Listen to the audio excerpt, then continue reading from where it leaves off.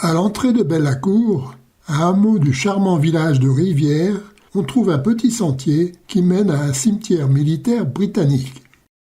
Ce cimetière comporte un carré français où reposent les restes de 116 combattants.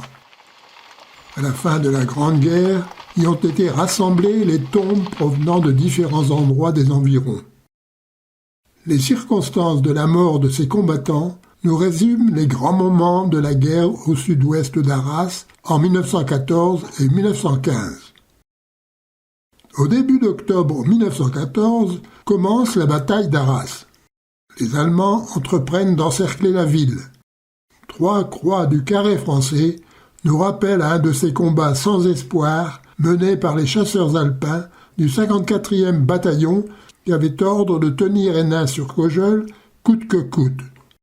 Le premier, Jean Gardy, simple soldat, est natif du Puy-de-Dôme. Son nom est orthographié Curdy sur sa tombe. Le second, le capitaine William Journy, serait en réalité le capitaine William Fournier. Son corps avait été abandonné sur place lors de la retraite des Français et sans doute inhumé par les Allemands. Le troisième est l'adjudant Léon Ravinet de Bonneville. Le même jour est tué près de là, à Boilleux, le cavalier Léon Doucineau du 6e régiment de dragons ou 6e RD. Le lendemain, 4 octobre, les combats continuent à Hénin-sur-Cojeul et font 3 autres victimes dont on trouve les restes à Bellacourt. Ce sont Louis Hédé et Célestin Goisel du 71e régiment d'infanterie ou 71e RI et Jean Rouvray du 2e RI. Léon Guillard du 70e RI est tué près de là à Neuville-Vitasse.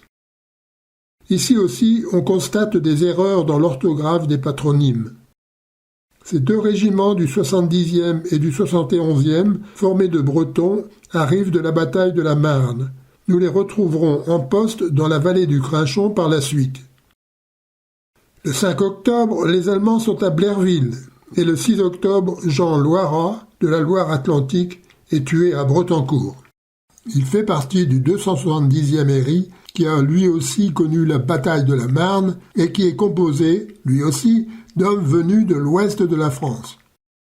Ce régiment occupera différents villages de la vallée du Crinchon, dont Rivière. Plus au sud, Ébuterne est alors défendu par le 82e régiment d'infanterie territoriale ou 82e RIT, une unité venue de la région nantaise et que nous retrouverons aussi souvent par la suite à Rivière. 2 soldats de ce régiment sont tués ce 6 octobre. Il s'agit de Louis Ricou et de Pierre Jeannot, tous 2 de la Loire-Atlantique. Le rôle des territoriaux est habituellement d'entretenir les tranchées ou de transporter le ravitaillement, mais il leur arrive de combattre en première ligne comme ici. Ce régiment du 82e RIT détient d'ailleurs le triste record du nombre de tombes dans le cimetière de Bellacourt. Les jours suivants et jusqu'à la mi-octobre, de violents combats continuent entre Monchy-au-Bois et Ébuterne. Y perdent la vie Anatole Roger le 12 octobre et Victor Choignot le 13, tous 2 du 146e RI. À la mi-octobre, le front commence à se stabiliser, la course à la mer prend fin et commence la guerre de position. À Rivière, différentes unités vont maintenant se succéder, ainsi le 270e RI dont nous avons déjà parlé. En fait partie le caporal Joseph Lamiré, tué à Bellacourt le 14 octobre. Des régiments des 70e et 71e d'infanterie vont se relayer dans les tranchées des environs d'Arras du début octobre 1914 jusqu'à la fin juillet 1915. Le 21 octobre, on note le décès à Bellacourt de Jean Giquel, le lendemain celui de Célestin Carré et le surlendemain ceux d'Yves Bagné et de Marie-Ange Bourdet. Tous les 4 étaient du 71e RI et venaient des Côtes d'Armor. Ils reposent côte à côte au premier rang du carré français du cimetière de Bellacourt. Fin octobre, on note la mort de 3 soldats du 70e RI à Bellacourt. Jean Surgé, tué le 28 octobre et natif de la Loire-Atlantique, Marie Gouret, tombé le lendemain et natif des Côtes-d'Armor, et Louis Baude, natif d'Ille-et-Vilaine, tué le 30. Le 41e fait aussi partie des régiments venus défendre l'Artois. Il est composé lui aussi d'hommes provenant en majorité de l'ouest de la France.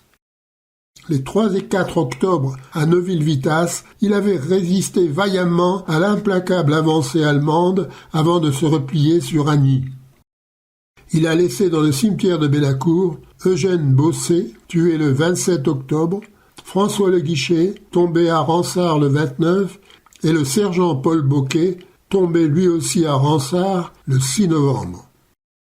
Sont tués à Rivière le 4 novembre 1914 le sergent nantais Alexandre Béréchet, le 12 François Maisonneuve de la Loire-Inférieure et Louis Romagné d'Ille-et-Vilaine. Tous les 3 font partie du 270e dont nous avons déjà parlé. À partir de cette date, on observe moins de combats meurtriers à l'ouest d'Arras, et on signale même des scènes de fraternisation entre les lignes ennemies pour la fête de Noël. Au début janvier 1915, les tranchées du 71e régiment sont envahies par l'eau et les duels d'artillerie ont repris. Après les durs combats menés à Ébuterne, le 82e hérité a rejoint Rivière, mais le soldat Eugène Voisin de Riaillé s'y fait tuer dès le 15 janvier. À la mi-février, on note à nouveau des tranchées inondées à Rivière, ce qui rend leur utilisation encore plus pénible et dangereuse des 2 côtés du front. Arrive le printemps 1915. Après avoir participé vaillamment au combat de Neuville-Vitasse et d'Agny, au début d'octobre, un autre régiment d'infanterie, le 241e, est maintenant employé à l'organisation des lignes dans la vallée du Crinchon. Il est constitué lui aussi de Bretons d'Ille-et-Vilaine et des Côtes-d'Armor. 4 d'entre eux se font tuer à Bretancourt. Ce sont Alexandre Savet, tombé le 1 février, le caporal Jean Métier, le 18 mars, Jean-Baptiste Chauvel, le 16 avril, et Léon Roland, le 8 mai. Le 270e Héry perd, lui, 2 hommes à Rivière, Pierre Oliveau, de la Loire-Atlantique, le 11 mars, et Louis Rouault, de l'Ille-et-Vilaine, le 15 avril. Roquelincourt, un village situé au nord d'Arras, a été le lieu de durs combats pour la conquête de son célèbre labyrinthe de tranchées allemandes. Constant Chauvin et Louis Thériault, du 70e, sont morts à Roquelincourt et quand même inhumés à Bellacourt.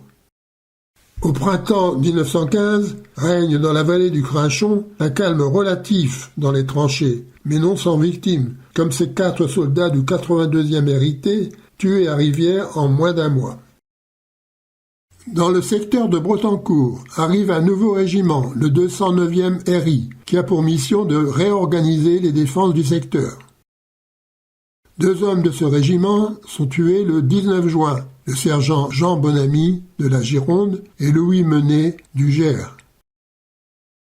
On apprend ce jour-là que le labyrinthe de Roquelincourt a été cette fois complètement conquis, mais les bombardements de Rivière ont repris avec une violence accrue. Jean Terrien, un soldat de notre fidèle 82e hérité, en est la victime le lendemain à Bretancourt. Le 83e hérité est un régiment constitué essentiellement de Vendéens. Depuis l'automne 1914, il a occupé divers postes entre Lacouchy et Arras. Le voici à Rivière en cet été 1915. 2 de ces soldats décèdent à Bellacourt, Jean Bouchot le 3 janvier et Henri Idier le 31. Au début de juillet, dans le secteur de Rivière, ont lieu en effet quelques attaques allemandes. Tombent dans les premières lignes de Wailly Romain Morel et Roland Brenetto du 6e Dragon les 10 et 11 juillet. Fin août, on commence à parler d'une attaque française possible en Artois.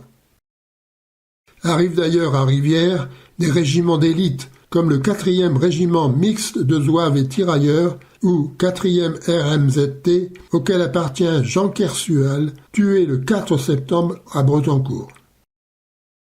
Le même jour, Pierre Legland, du 81e hérité, se suicide à Bellacourt. Son régiment avait participé début octobre à la sanglante bataille d'Ébuterne.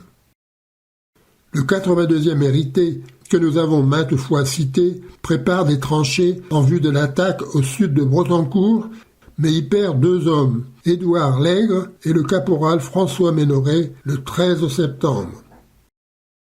Le 6e régiment du génie, une unité spécialisée, est venu lui prêter main forte en aménageant des abris, des postes d'observation et en creusant des sapes.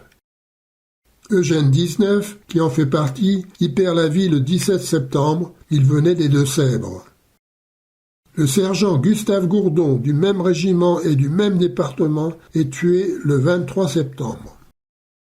Les artilleurs ne sont pas épargnés par la faucheuse. On trouve au cimetière de Bellacourt les tombes des canonniers Jules Copin, tué le 21 septembre, et Adolphe Delbecq, tué le 23. Ils étaient tous les deux du 1er régiment d'artillerie lourde. Les Landais du 141e RIT sont venus eux aussi participer aux travaux de terrassement. 2 d'entre eux y laissent la vie.